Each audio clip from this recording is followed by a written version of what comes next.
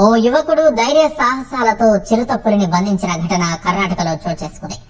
తుమకూరు జిల్లా రంగాపురం గ్రామంలో కొద్ది రోజులుగా ఓ చిరుతపులి సంచరిస్తూ గ్రామస్తులను భయభ్రాంతులకు గురి చేస్తోంది. దాని బారి నుంచి తమను కాపాడాలంటూ ఆ గ్రామస్తులు అటవీ శాఖ అధికారులకు మొరపెట్టుకున్నారు. ఈ నేపథ్యంలో ఓ తోటలో పులి నిద్రిస్తున్నట్లు సమాచారం రాగా దానిని పట్టుకునేందుకు అటవీ సిబ్బంది సమీపంలో బోను ఏర్పాటు చేశారు. చిరుత నిద్రావస్థలో ఉండగా దానిపై వల వేసి పట్టుకోవాలని చూడగా తప్పించుకోవడంతో అందరూ ఒక్కసారిగా పరుగులు తీశారు. ఆ సమయంలో ఓ యువకుడు చాకచక్యంగా పులిని పట్టుకుని బోనులో బంధించాడు.